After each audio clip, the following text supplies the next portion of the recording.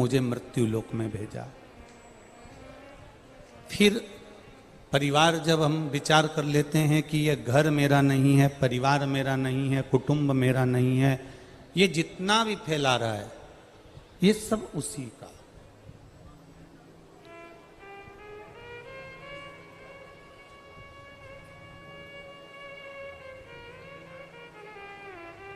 और जिस दिन हमने ये विचार कर लिया कि ये घर, ये परिवार, ये कुटुंब, ये कबीला, ये नाते, ये रिश्ते, ये सब कुछ हमारे है ही नहीं। हमने जिस दिन उस विश्वनाथ पर, राम पर, कृष्ण पर, दत्त पर, तुम्हारी जिसमें श्रद्धा है, तुमने अगर उस पर छोड़ दिया तो फिर वो परिवार, वो घर तुम्हारा नहीं रहेगा, वो मेरे शंभु विश्वनाथ का हो जाएगा, वो मेरे राम और कृष्ण का होगा।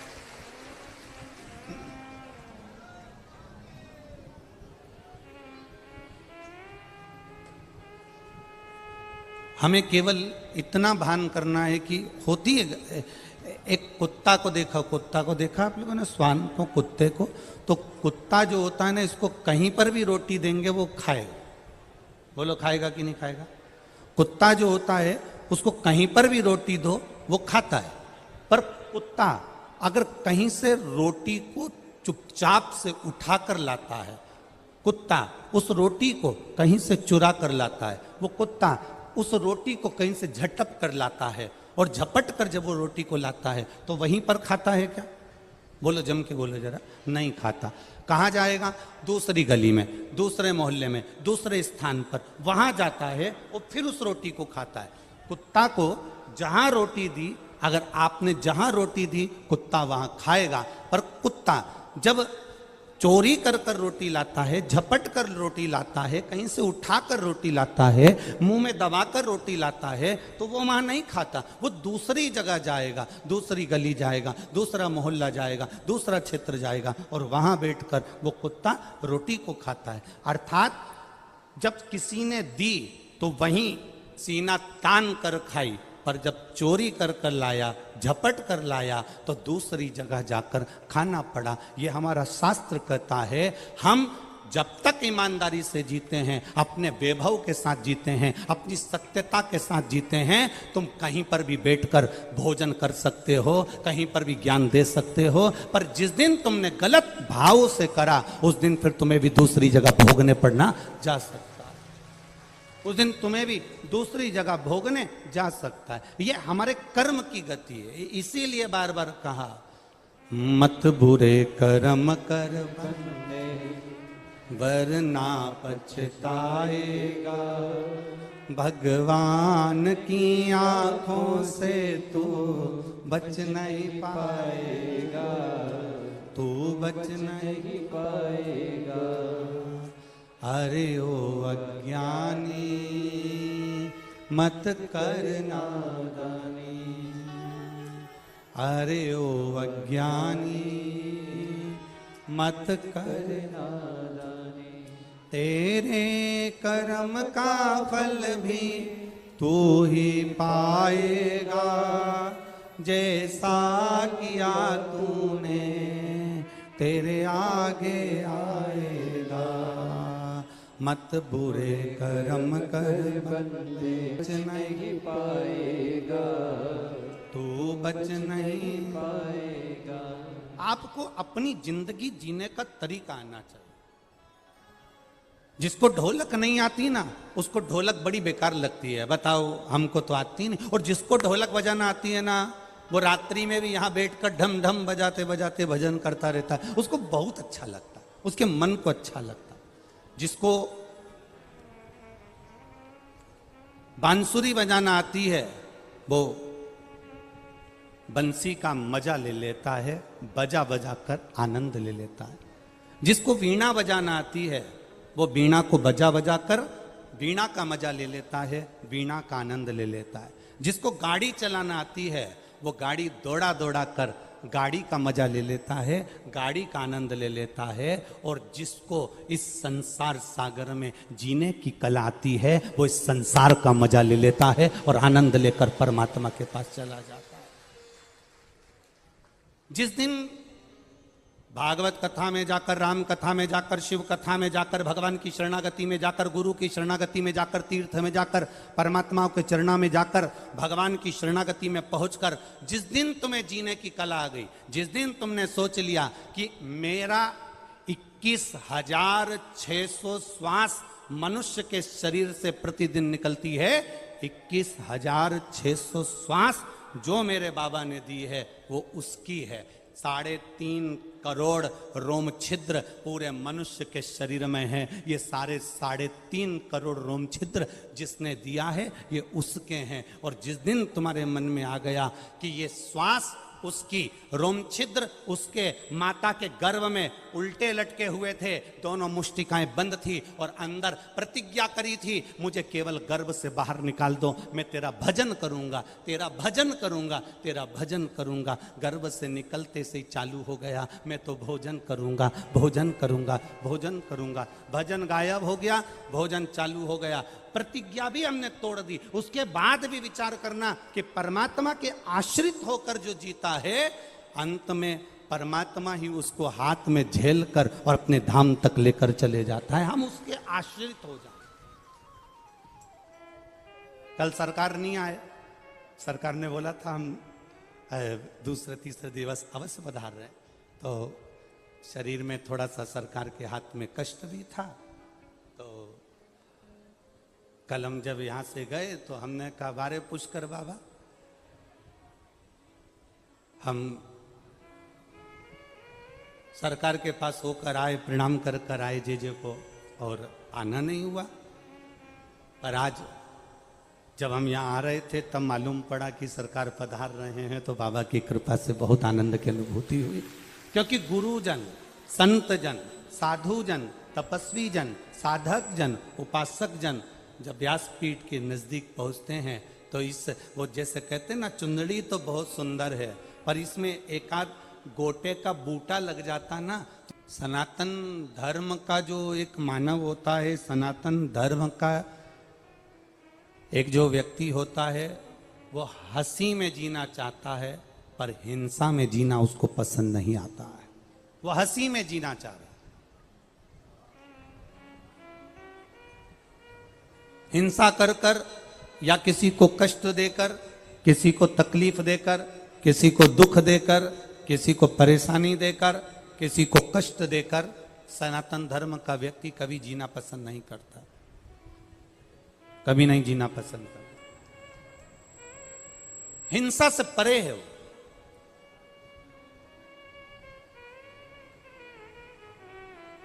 मेरे देवादिदेव महादेव, और देखो अन्य देवताओं का क्रम उठाकर देखिएगा, उन्होंने असुरों का संहार किया।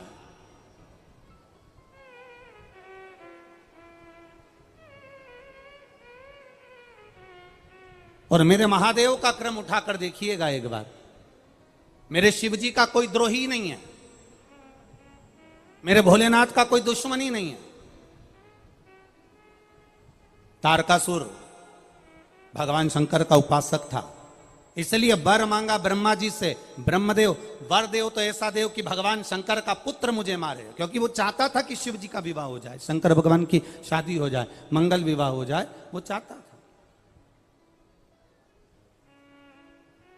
भस्मासुर शिव जी का बहुत बहुत बड़ा उपासक, बहुत बड़ा उपासक, जो शंकर भगवान के लिए सब कुछ करने को तैयार है। ऐसी तप साधना, ऐसी तप साधना भस्मासुर अपने, इतनी तप साधना, इतनी तप साधना भस्मासुर ने करी, इतनी तप साधना करी तो किसी ने कह दिया कि देवादिदेव महादेव कैसे प्रसन्न होते हैं। शंकर जी को रिझाने में लग गया, शिव जी प्रसन्न हो गए, मांग तुझे क्या चाहिए, आप बस मैं आपको याद करूं और आप आ जाएं। शंकर भगवान ने कहा, जब तू मुझे भस्म चढ़ाएगा मैं दौड़ कर तेरे पास में आऊंगा। भस्मासुर ने नियम बनाया, मुर्दे की भस्म लाता था, भोलेनाथ जी को चढ़ा देता था, शंकर भगवान प्रसन्न होकर प्रकट हो जाते थे। अब भस्म रोज रोज कोई मुर्दे मिल रहे हैं क्या? अब भस्म कहां से लाए? चढ़ाते चढ़ाते 2, 4, 6 महीने निकल गए। एक दिन मुर्दे की भस्म ढूंढने के लिए, मुर्दे की भस्म को पाने के लिए ढूंढने के लिए सब जगह गया भस्मासुर, पर भस्म नहीं मिली उसको भस्म नहीं मिली।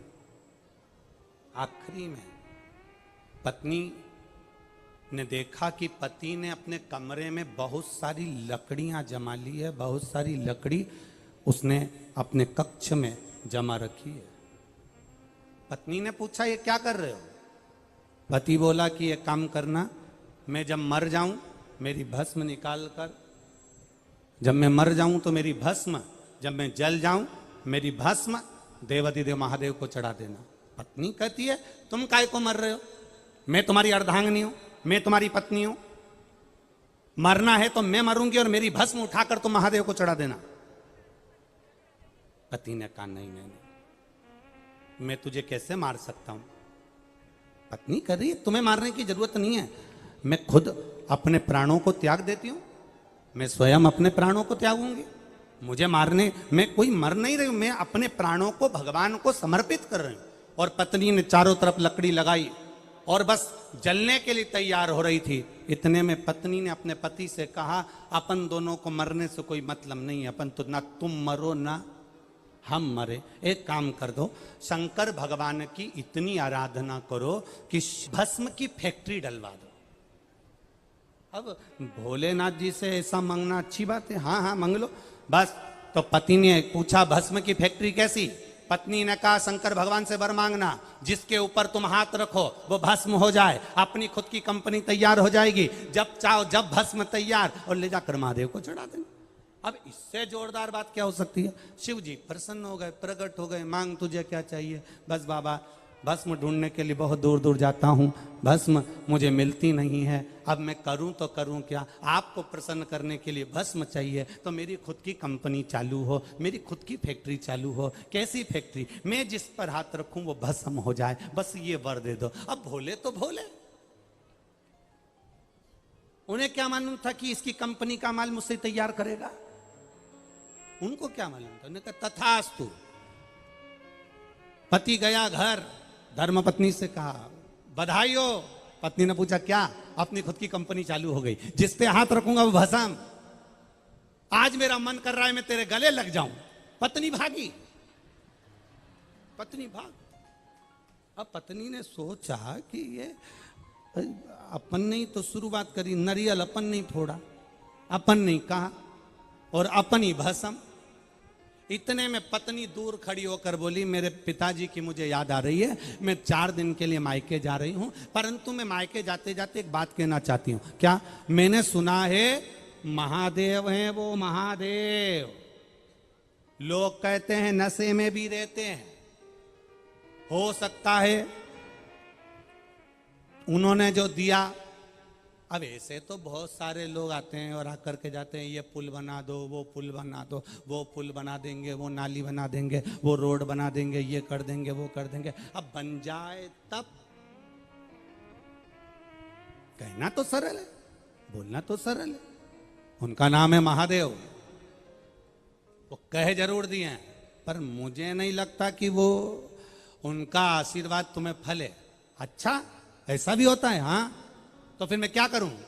जिन्होंने आशीर्वाद दिया है ना, अब भी जाओ और उनके ऊपर हाथ रख के देख लो, मालूम पड़ जाएगा। अब भी जाओ। अब भोलेनाथ जी कैलाश पर पहुंच गया भस्मासुर। भस्मासुर ने जाते से कहा हर हर महादेव। जब हर हर महादेव कहा, हर हर महादेव कहते से शिव जी ने पूछा क्या बात है भस्मासुर, कैसे आना हुआ? भस्मासुर कहते हैं प्रभु बस आपने जो वर दिया था ना उसको मेरे को प्रैक्टिकल करके देखना है। क्या प्रैक्टिकल करना है? आपके ऊपर हाथ रख के देखना है। शंकर भगवान ने पार्वती से कहा मैं जा रहा भगवान नारायण के घर, तू ऐसा कर थोड़े दिन मायके घूम कर आ जा। लक्ष्मी जी बोली मेरी माँ ख्याति देवी तो खुद यहां आई हुई है अपने बेटी से मिलने के लिए। लक्ष्मी जी की माँ ख्याति देवी आई हुई थी मिलने के लिए, तो कि मेरी माँ तो यहीं बैठी है। अब मैं मायके जाकर क्या करूंगी, मैं कहीं जाकर क्या करूंगी, मैं कहीं पहुंच कर क्या करूंगी? अब भोलेनाथ पार्वती जी वो से भगवान तुरंत बोले अरे पार्वती तुम मायके चले जाओ। पार्वती जी गई लक्ष्मी जी के घर, इधर भोलेनाथ जी चल दिए सीधे आगे नारायण के घर, और दोनों पार्वती और नारायण शिव दोनों नारायण के घर पर जाकर जब मिले, इधर दोनों ने एक साथ पुकार कर कर कहा कि प्रभु कुछ कृपा कीजिए, भस्मासुर आ रहा है। भगवान ने पूछा भस्मासुर कौन? तो कि मैंने उसको वर दे दिया है, जिसके ऊपर हाथ रखेगा वो भस्म हो जाएगा। शंकर भगवान के शब्द सुनते से ही नारायण ने स्त्री का रूप धारण कर लिया और ईश्वर के सामने आ गए और कहा मैं तुमको बहुत चाहता हूं और दिल से चाहता हूं। अब भगवान तो भगवान है, अपने भक्तों को नहीं चाहेंगे तो किसको चाहेंगे? मैं चाहता हूं कि तुम मेरे हो जाओ और मैं तुम्हारा हो जाऊं। भस्मासुर ने नारायण का इतना सुंदर स्वरूप देखा, देखते सी कह दिया हम भी आपको चाहते हैं, आप हमसे विवाह कर लो। भगवान ने कहा बिल्कुल पक्का है, पर मेरी एक जिद है, मेरा एक संकल्प है। क्या संकल्प, क्या जिद? बस जिद इतनी सी है, संकल्प इतना सा है, मुझे नाचने का बड़ा शौक है, मेरे जैसा जो नाच लेगा वो मेरा पति बन जाएगा। आप मेरे जैसे नाच सकते हो? भस्मासुर ने कहा क्या दिक्कत है? भगवान नारायण ने दोनों हाथ करे ऐसे, भस्मासुर ने दोनों हाथ करे ऐसे, भगवान नारायण ने दोनों हाथ करे ऐसे, भस्मासुर ने दोनों हाथ करे ऐसे। भगवान नारायण ने एक हाथ रखा अपने सिर पर, भस्मासुर ने अपना हाथ रखा सिर पर और भस्म हो गया, समाप्त।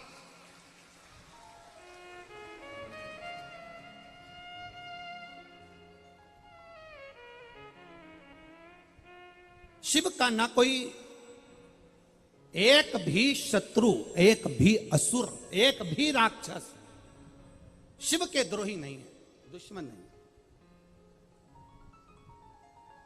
जब नारायण ने भस्मासुर को भस्म कर दिया, भस्मासुर का अंत कर दिया, तब शिवजी ने नारायण का दर्शन करते हुए कहा प्रभु यह असुर बड़ा भारी था, बड़ा भारी असुर, जिसका अंत करना बहुत कठिन था। ब्रह्मा जी ने भस्मासुर को मारने के लिए 5 बार प्रयास करा, तो भी भस्मासुर 5 बार प्रयास करने के बाद भी भस्मासुर नहीं मर पाया था।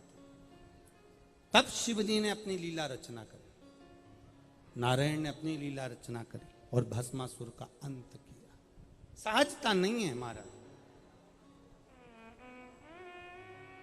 कई लोग कह देते हैं कि देवताओं ने तो इसका संहार करा, उसका संहार करा, उसका वध करा, उसका संहार करा, पर हमारे शास्त्र, हमारे पुराण, हमारे वेद ये कहते हैं कि जनमानस के कल्याण के लिए, दुनिया के उद्धार के लिए, जनमानस के कल्याण के लिए मेरे परमात्मा ने, चाहे वो राम हो, चाहे वो कृष्ण हो, चाहे वो शिव हो, चाहे वो नारायण हो, चाहे वो ब्रह्मा हो, इन सब ने जनमानस के कल्याण के लिए असुरों का संहार किया है। और